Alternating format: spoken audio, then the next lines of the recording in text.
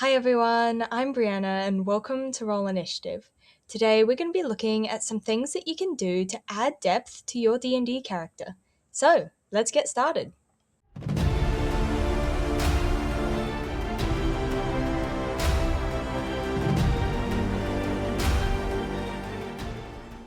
When adding depth to your character, a really good place to start is their past. Think about what their past was like, maybe what their family was like. Were they good or was it not great? Lots of things in their past can really affect how they view the world now.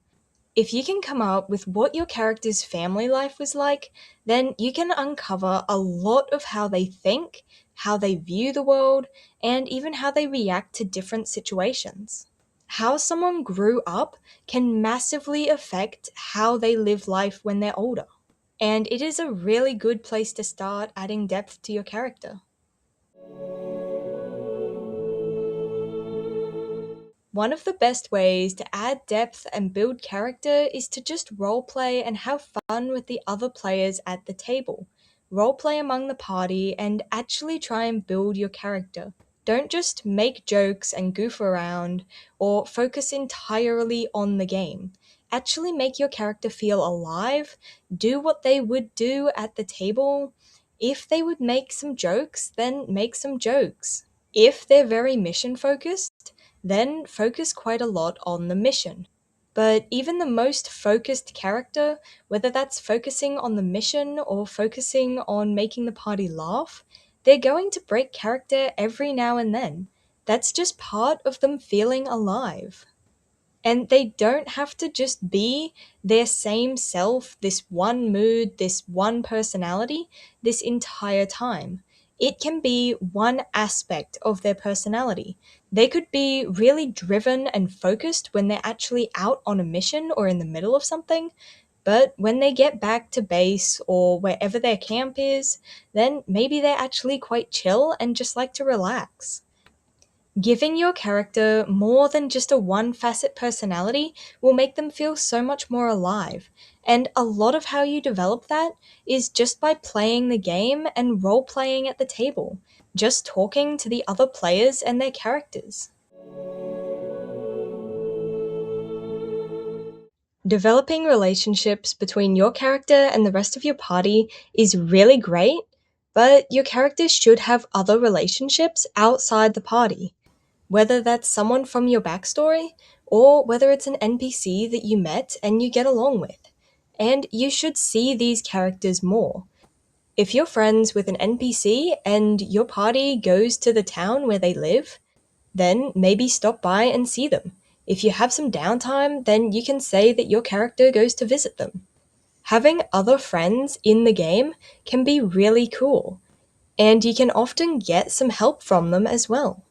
Because not only does having other friends help to develop your character, but it will also be really useful in game. Whether that means that the party can get help from some of their friends, or if you're not able to turn up for a session, then you can just say that your character is doing something for one of their friends. That way, they have an explanation not to be there, showing that your character has other things in their life and that there are other things that are important to them than the adventure is a really cool way to make your character feel much more alive and much more like a real person. Another really neat thing that you can think about that will add more depth to your character is, what are their dreams? What do they want to accomplish? And what do they want from life? Even smaller dreams, like what they want to do on a smaller scale. Their dreams can be anything from opening their own store or running their own inn to becoming a renowned adventurer known for their massive wealth and treasures. Everyone has things that they like and things that they dislike, and we each know what our things are. Whether it's a certain type of person, a certain way of doing things, or even just different types of food. And we are incredibly familiar with the things that we like and the things that we dislike. But how well do you know what your character likes? Is there certain foods that they like or dislike? Or are there certain types of people or certain ways of living that your character particularly likes or particularly doesn't like? Getting yourself familiar with what your character likes and doesn't like can make them feel like a much more real and deeper person and can make them much easier for you to play. But there we go, that's the end of this video, and I really hope it was helpful and that you enjoyed it. And if you did, then I'd be really grateful if you'd consider giving it a like or even subscribing to my channel. But as always, thank you so much for watching, and I hope to see you next time.